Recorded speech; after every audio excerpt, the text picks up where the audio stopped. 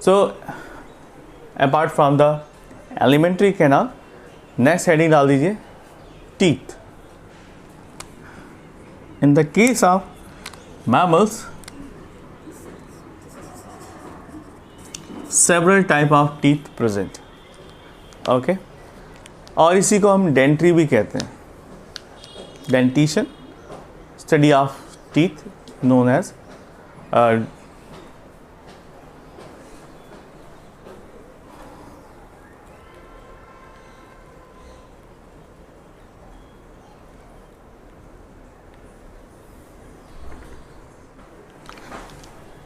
okay. So teeth are found in the mammals which is of several type. ठीक है, तो ये कैसे होते हैं? सेवरल टाइप्स के टीथ पाए जाते हैं.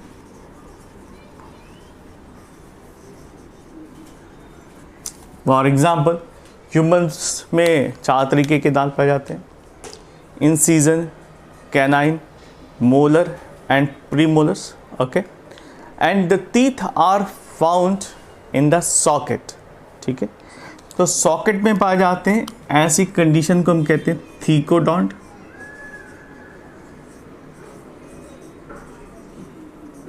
Thecodont means teeth are found inside the socket.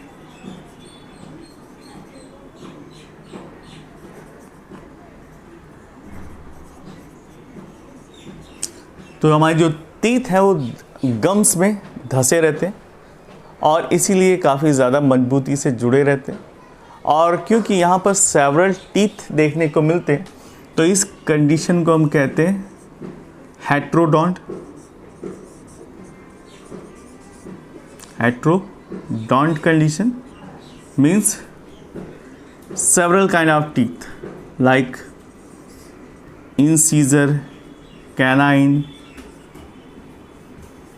molar and premolar.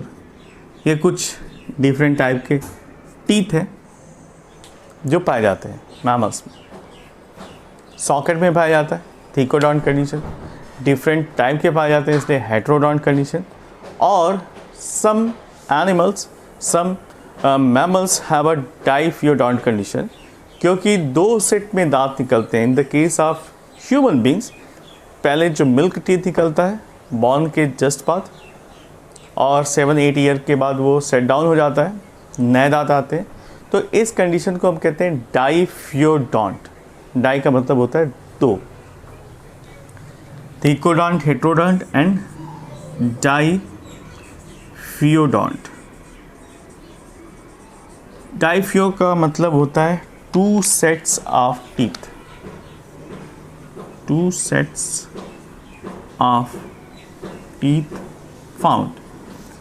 एक फर्स्ट होता है मिल्क टीथ जो कि आसानी से सेट ऑफ हो जाता है. दूसरा जो दांत निकलता है वो परमानेंट रहता है. अगर वो किसी वजह से टूट गया तो अगली बार नेक्स्ट जो टीथ है वो नहीं आएगा. उसके लिए हमें डॉक्टर के पास ही जाना पड़ेगा. तो याद रखिए, डाइफियोडॉन्ट कंडीशन हम सभी ह्यूमन बींग्स में पाई जाती है. 2 सेट के बाद कोई तीसरा सेट नहीं आता. So take care of your teeths. Okay, next आता है मैमेलियन कैरेक्टर जो काफ़ी यूनिक होता है. मैंने आपको पहले भी बताया कि the mammals have a milk producing gland. Okay, mammary gland.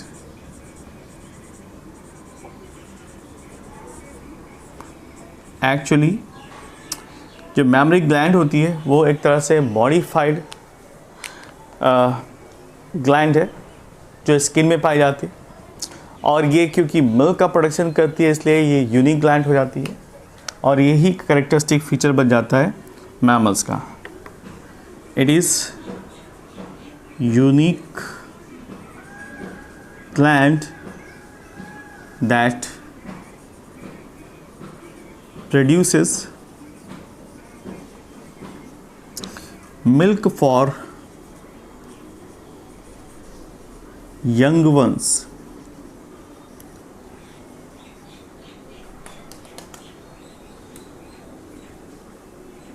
Young one. Okay, तो जो भी चाइल्ड डेवलप होते हैं, न्यूबॉर्न चाइल्ड, उनके लिए स्पेशल मिल्क का प्रोडक्शन होता है मेमरी ग्लैंड से, जो कि यूनिक फीचर है किसी भी मैमल्स का, क्योंकि जो प्राइमरी या बेसिक नरिशमेंट है चाइल्ड का वो यहाँ से मिल जाता है। ओके, नेक्स्ट आता है respiration.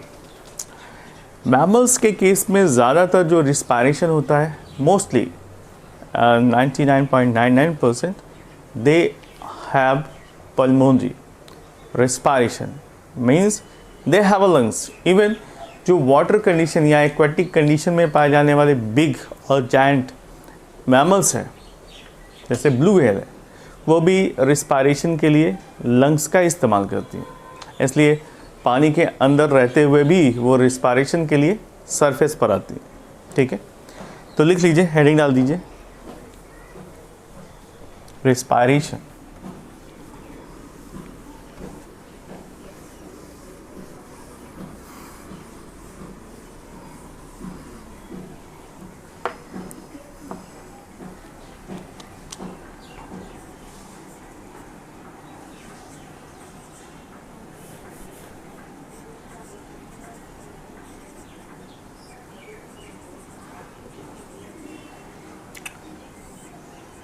Respiration is taken by the lungs. ये लंग्स पेयर्स में पाए जाते हैं और ये एरियल मोड ऑफ रिस्पायरेशन के लिए उपयुक्त होते हैं या मॉडिफाई होते हैं, और क्योंकि ये एरियल कंडीशन में लेते हैं, ऑक्सीजन को एब्जॉर्ब करते हैं, तो इस तरह की जो रिस्पायरेशन होता है जिसमें लंग्स का इस्तेमाल करते हैं उसको हम पल्मोनरी रिस्पायरेशन भी कहते हैं। Pulmonary respiration, right. Next, they have a glottis, epiglottis, क्योंकि जो रिस्पायरेशन करते हैं लंग के थ्रू, तो उस कंडीशन में जो एयर ट्रैक्ट है, जो एयर पैसेज है, वो एक ही पाया जाता है। तो ग्लॉटिस को प्रोटेक्ट करता है एपिग्लॉटिस, जो कि हमारे फारिंग्स में पाया जाता है, और लैरिंग्स में वोकल कार्ड पाए जाते हैं। तो ये लिख लीजिए कि in the case of mammals, larynx contain vocal cord, जहाँ से साउंड का प्रोडक्शन होता है। लैरिंग्स या साउंड बॉक्स।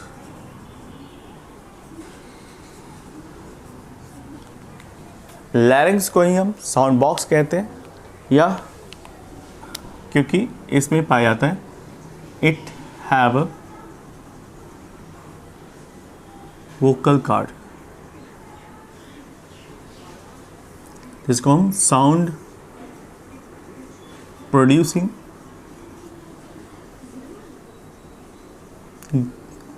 स्ट्रक्चर या ग्लैंड कह सकते हैं, या साउंड प्रोड्यूसिंग बॉक्स कह सकते हैं। यहाँ से साउंड का प्रोडक्शन होता है, इसलिए इसको साउंड बॉक्स भी कहते हैं। Okay, now look at the heart. In the case of mammals, the heart is 4 chamber. सभी में 4 चैम्बर हार्ट पाया जाता है। और next important thing is that कि the heart have a double circulatory system. यहाँ पर डबल सर्कुलेटरी सिस्टम देखने को मिलता है, जो कि अभी तक के जितने भी फाइलम्स थे उन सब में से बिल्कुल अलग है, डिस्टिंक्ट है, यूनिक है। देखते हैं, नेक्स्ट हेडिंग डाल दीजिए, हार्ट।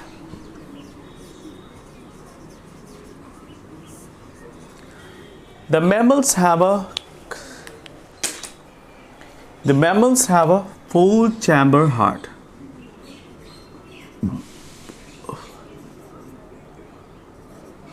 4-chambered heart, 4 चैम्बर का हार्ट पाया जाता है। साथ ही साथ यहाँ पर डबल सर्कुलेशन देखने को मिलता है। What is double circulation?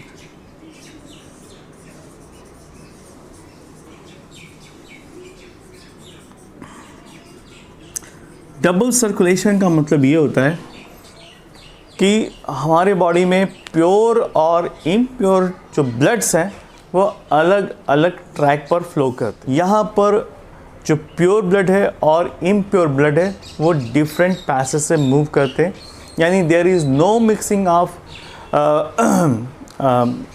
Pure and impure blood. यहाँ पर प्योर ब्लड और इम्प्योर ब्लड मिक्स नहीं होते, उनका सर्कुलेटरी पाथ बिल्कुल डिफरेंट होता है, जो कि यूनिक फीचर है। इसके पहले जितने भी ऑर्गेनिज्म थे डिफरेंट फैमिली में, जिसमें 2-3 चैम्बर हार्ट पाए जाते थे, सभी में मिक्स टाइप का ब्लड सर्कुलेट होता था, यानी प्योर और इम्प्योर ब्लड दोनों ही मिक्स हो जाते थे। That is the unique feature जो मैमल्स में पाया जाता है, यहाँ पर mammals and birds also, but in the case of mammals it is distinct. यहाँ पर जो प्योर है और इम्प्योर ब्लड है वो डिफरेंट पाथवे से होकर जाता है, इसी को हम कहते हैं double circulatory system. We discussed about the heart. Last class में हमने डिस्कस किया था हार्ट के बारे में और ये बताया था कि डबल सर्कुलेटरी सिस्टम कैसे पाया जाता है। Now look at the type of RBC.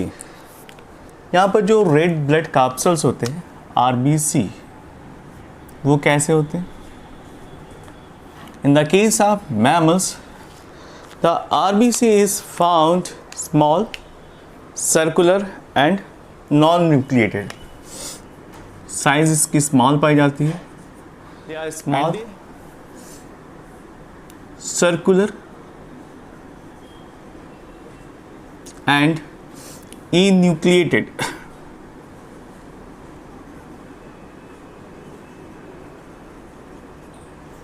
That means there is no nucleus at all. So, in the case of mammals, the red blood capsules do not have nucleus, so that is considered as non-nucleated. यहाँ पर nucleus absent होता है। Okay. Now look at the kidney. यहाँ पर kidney कैसी होती है? Metanephric होती है और ये यूरोटिलिक होते हैं। Excretion,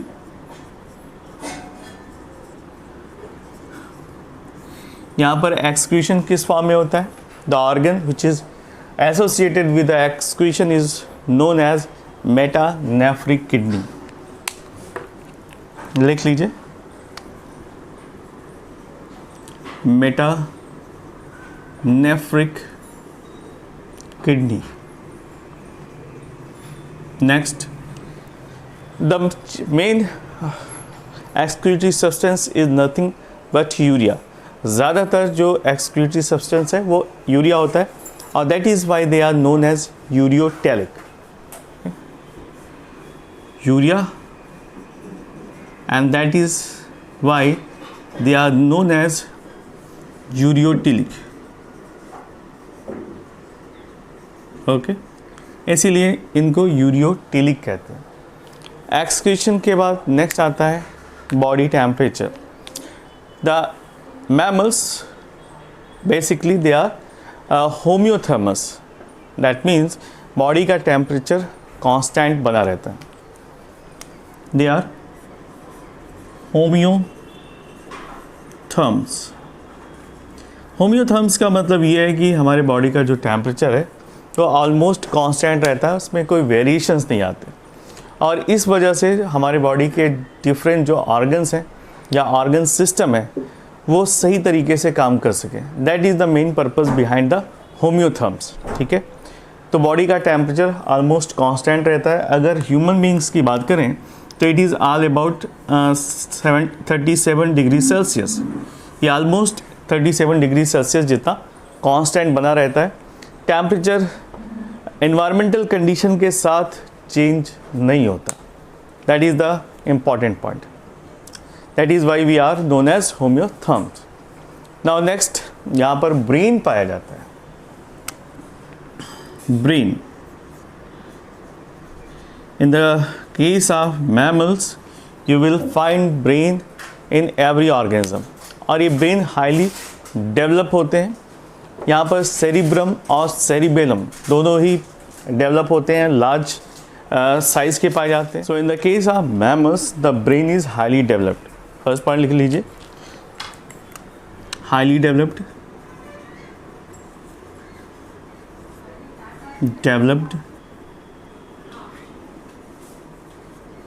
Next point,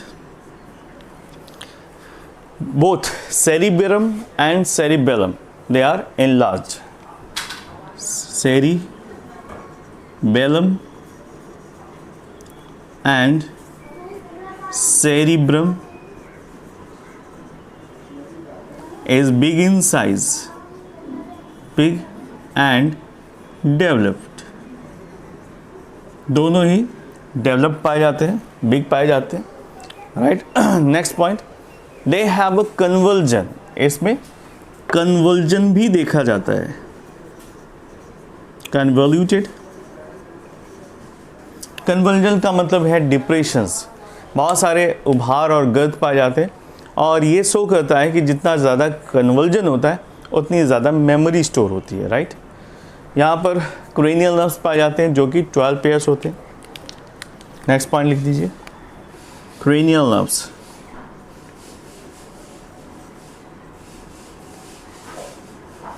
it is 12 pairs.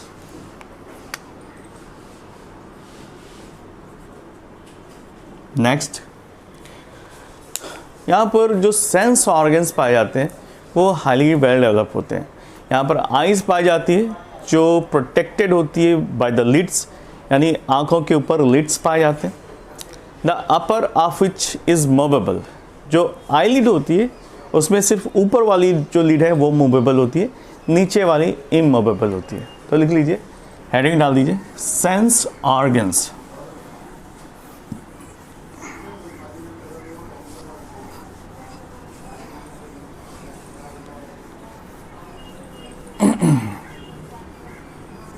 Sense organs.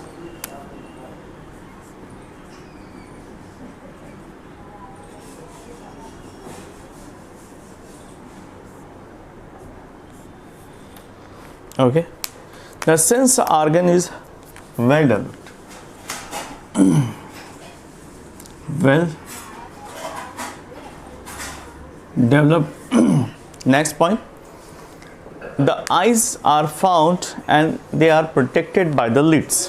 यहाँ पर eyes मौजूद रहते हैं but they are protected by the eyelid. देख लीजिए, well developed.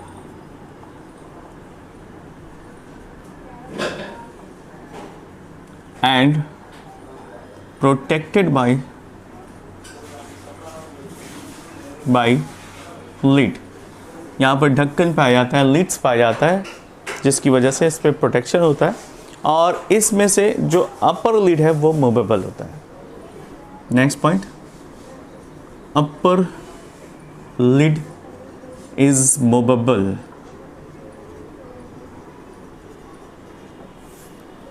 Next point, now look at the ear. यहाँ पर ईयर देखे जाते हैं, ईयर की ओपनिंग पाई जाती है और ईयर की जो ओपनिंग होती है यानी आउटर लेयर वो बिग साइज के लार्ज फ्लैसी और कार्टिलेजिनस फ्लिप की बनी होती है. लिख लीजिए. नेक्स्ट, सेंस ऑर्गन्स में year. Now look at the year. In the case of mammals the year also well developed. It is found in the pairs and the external opening is protected by the large fleshy and cartilaginous flip-like structure जिसको हम pinna कहते हैं. इसके पहले जितने भी आपने phylum पढ़े वहाँ पर किसी में भी एक्सटर्नल ओपनिंग नहीं पाई जाती थी या फिर टिम्पैनम मेम्ब्रेन पाई जाती थी, but there is no external opening. तो फर्स्ट इंपॉर्टेंट पॉइंट ये है, external opening found.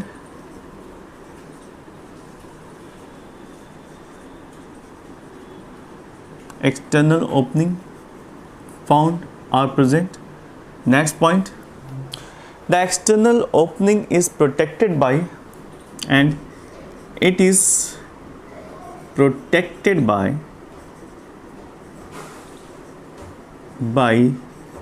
large fleshy, cartilaginous,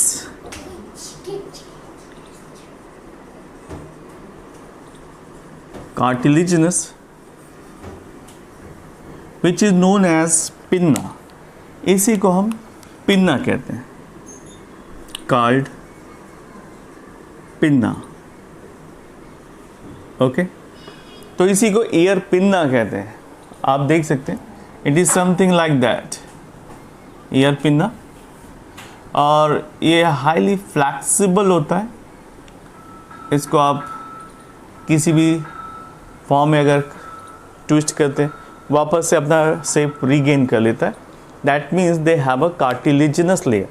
और इस कार्टिलेजिनस लेयर की वजह से ये आसानी से फोल्डेबल है, बट इसे आसानी से ब्रेक नहीं किया जा सकता.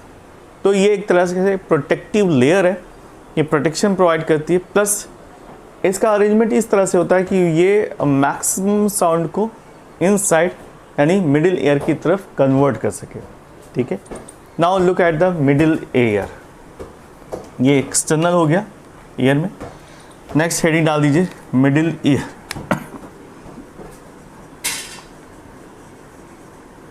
Middle ear.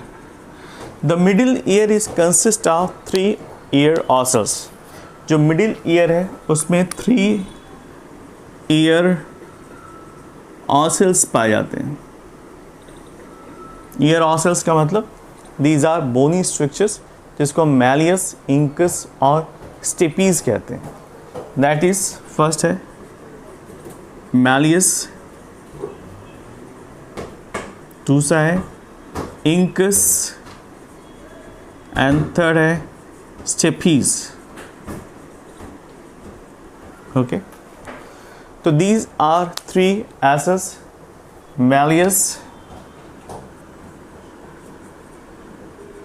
incus and stapes.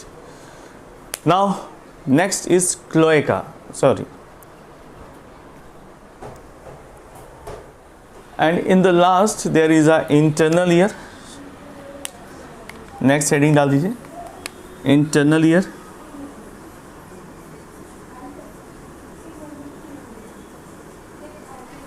The internal ear is made up of cochlea.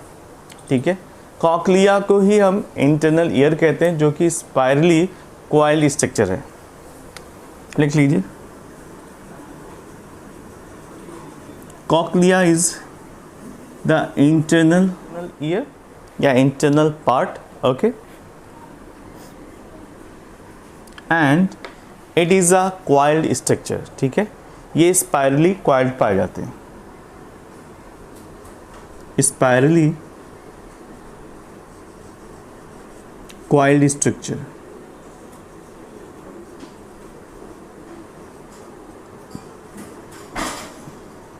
Okay, so this is all about the internal ear.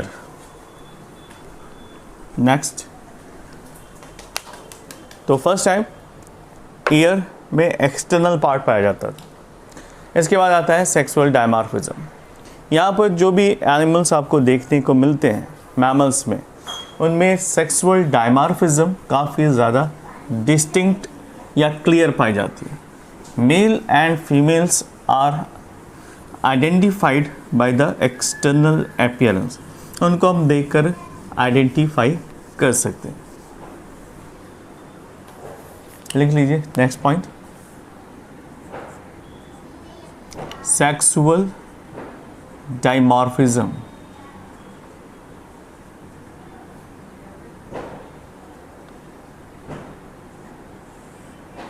Sexual dimorphism. Generally, it is well marked. Generally, it is well marked. यानी आसानी से आप identify कर सकते हैं. Next point, the male have a erectile copulatory organ which is known as penis. So generally it is well marked, and the male has an erectile and copulatory organ which is known as penis. So male have erectile copulatory organ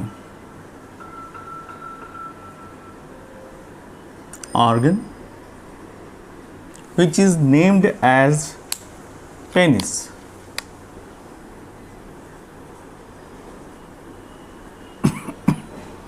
All right, next point, testes. Testes are found commonly in all the mammals and it is found inside the bag like structure which is known as scrotum. Okay, next point में लिख लीजिए, testes are commonly found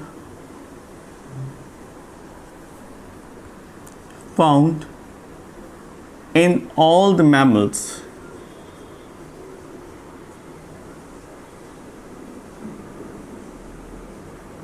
and which is found inside a pouch like structure which is known as scrotum. लिख लीजिए, it is found in the abdominal region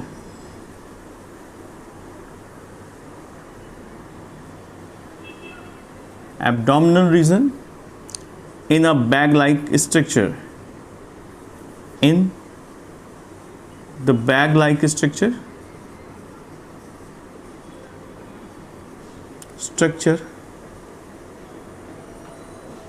which is known as scrotum. Okay,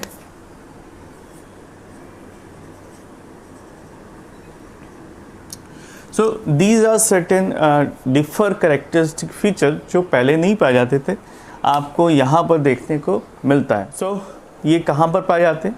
They are placed in a bag like structure which is known as a scrotum and it is found outside the body. ये another important point कि जो testes है are found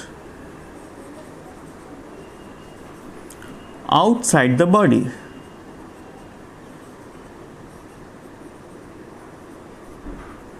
okay, testis abdominal region में पाया जाता है, bag like structure में होता है जिसको हम स्क्रूटम कहते हैं और ये बॉडी से बाहर की तरफ रहता है. इसका भी एक पर्पज़ है बिकॉज बॉडी से बाहर जाने पर जो टेम्परेचर है उसमें वेरिएशंस आ जाता है. Okay, next point, mostly the mammals are viviparous. ठीक है, ज़्यादातर जो मैमल्स होते हैं वो विविपेरस कंडीशन में पाए जाते हैं, यानी सीधे चाइल्ड को बर्थ करते हैं. कुछ ही एक्सेप्शन है जैसे इकिडना है और प्लेटिपस है, तो ये विविपेरस ना होकर ओवोपेरस है. ठीक है, तो लिख लीजिए, दे आर विविपेरस.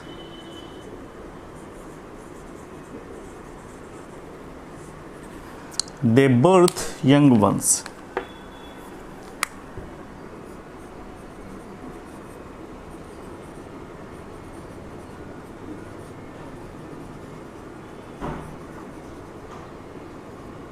ओके, सीधे चाइल्ड को बर्थ करते हैं.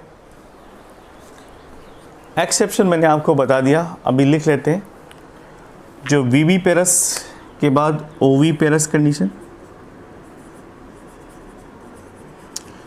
ओविपेरस कंडीशन पाई जाती है प्लेटिपस में,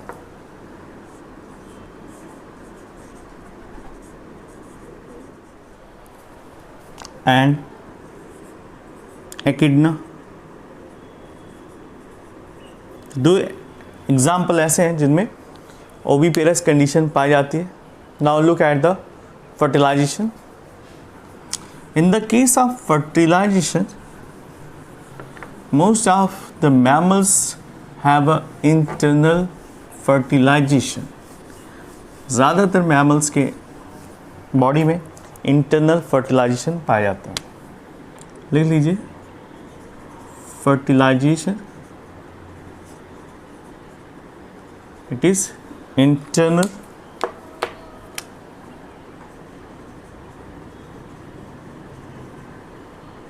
ठीक है. Next point, the parental cares also found. ठीक है।